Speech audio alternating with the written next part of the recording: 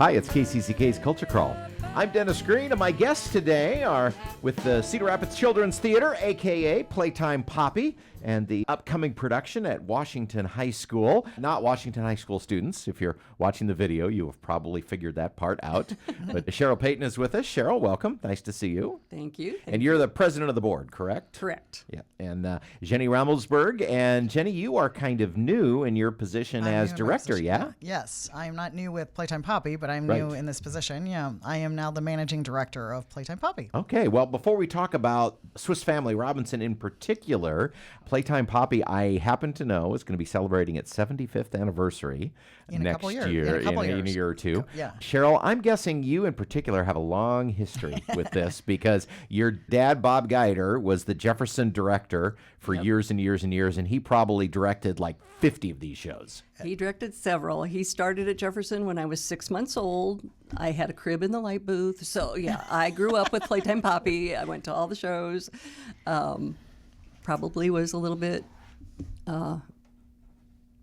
troublesome backstage, maybe. I don't know. I was also in shows at Kennedy. I was in 3 shows at Kennedy when I went a student at Kennedy. So now president of the board. It's great. And we hear stories from people all the time that grew up with Playtime Poppy. And oh, sure. I mean, we're creeping up on 3 generations of Cedar Rapidians who grew up on this. Do you know how it started?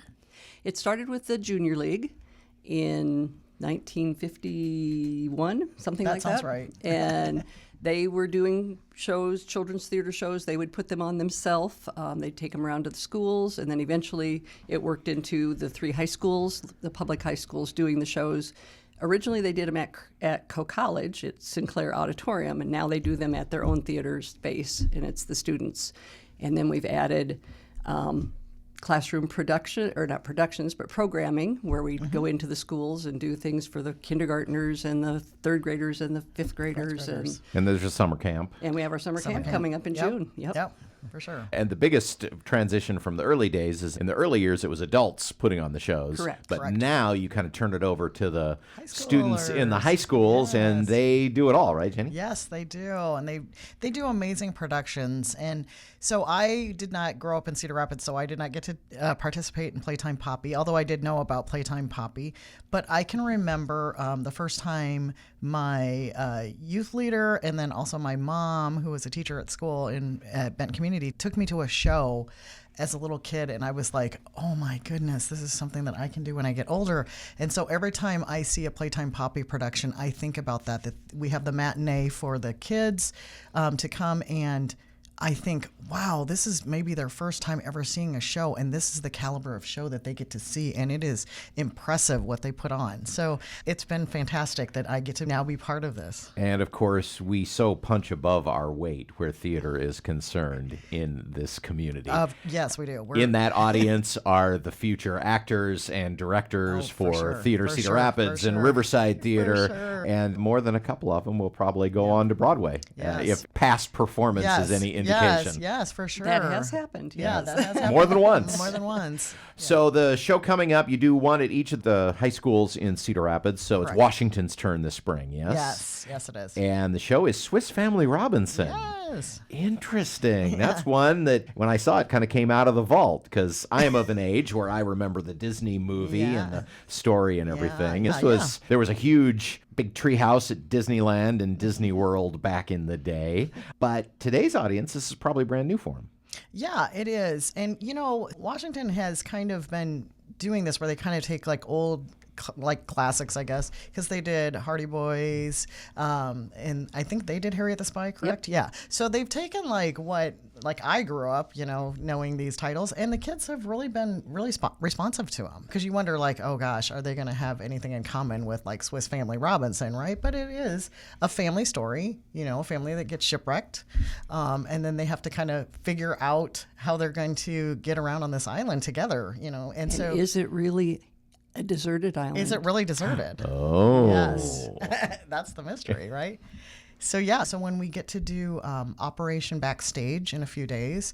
Explain what that is. So Operation Backstage it's lovely. We have the feeder schools to Washington. We invited the third graders to come, and they get to do different stations of what happens backstage at a production. So there's lighting, sound, costuming, makeup.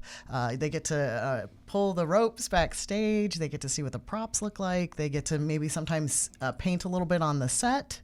Just kind of fun for them to kind of see the magic that happens backstage, right? So it'll be interesting for us to see, because that'll be the first time we also get to see how they've turned a stage into a deserted island, you know? Well, deserted island, big tree house where the family lives. I mean, there's a lot of fun opportunities for set and tech with this show. For sure. We've got a crew of 23 students that are working behind the scenes on this show. Wow. And they are having fun trying to figure out how to make a treehouse look like it came from a broken up ship. Yeah. From what we understand. I'm excited to see what they're coming up with. They're being very creative, according to Isaac, the tech director. So. What is the show schedule then? I know it kind of happens across the latter part of the week and the weekend, usually early shows, yeah? Yep. It's the 17th, 18th, and 19th. So Thursday the 17th, it's at 5 p.m. And Friday the 18th, it's at 5 p.m. and 7 p.m. And then the 19th on Saturday, we've got an 11 a.m. and a 2 p.m. And they can order tickets online or get them at the door. And we'll give the website here in just a minute. The other thing I think we should probably mention is that there's a lot going on in this show, but it's also not very long. It's sized for a young audience to watch and not get wiggly. Yeah, it's an hour. Yeah. So they did have to cut the script a little bit. But but it'll be fantastic. There's still pirates.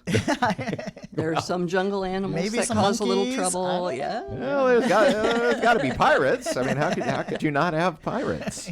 You mentioned the plays, obviously, and the summer camps, but there are some other things that the Children's Theater Organization does throughout the year, too. So we've done One Great Line, which is one of the programs that we do in the schools. We go to different fifth grade classes, and we have a teaching artist that teaches how to do theater quickly. So there's usually 5 different shows and 5 different stations set up. So there's costuming, directing, lights, sound, and what am I missing? Set construction, right. And so the shows are quick. They're one line each. And then they have 5 minutes to decide how they're going to costume the actor. And none of the stuff would be like what you would typically think should be the costumes for this. The set pieces are just little pieces, and then we project it up on the screen.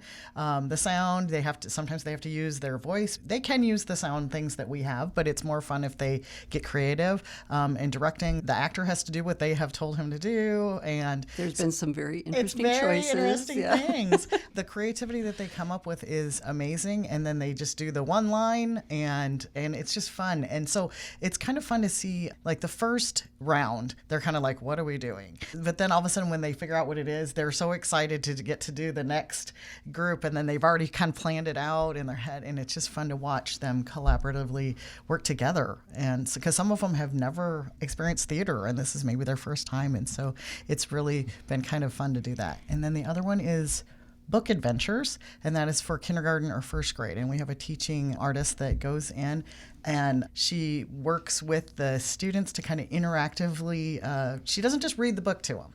That's what's fantastic. She kind of acts it out and gets them to act it out and gets them to contribute. Like, what would we do if we were planting this garden? What would be in your garden? And things like that. So she's going beyond the pages, and it's fantastic. She gets them into their bodies, out, creatively moving around, and weirdly she can calm them down. She uses yoga movements, so you'd think like they'd just be all like just running around and jumping around, but she does really get them very calm, and it's lovely to watch. So Well, a lot of activities that Playtime Poppy as an organization does, but in the most immediate future, it's Swiss Family Robinson at Cedar Rapids, Washington High School, the 17th through the 19th. Okay, now we've been saving the website for last. Cheryl, how do we get tickets in advance? Playtimepoppy.org. Yep.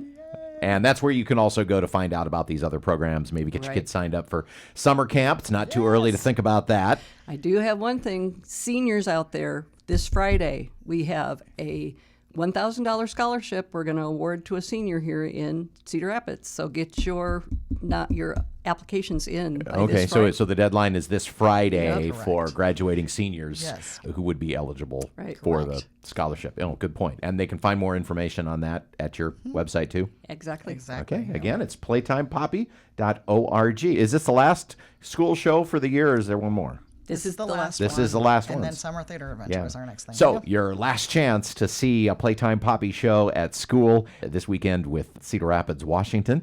And I'm sure you have big crowds. Looking hope. forward to the pirates and the animals and the treehouse. And Yes. thanks for being here. Thank Yeah, you. thank you. Thank you so much.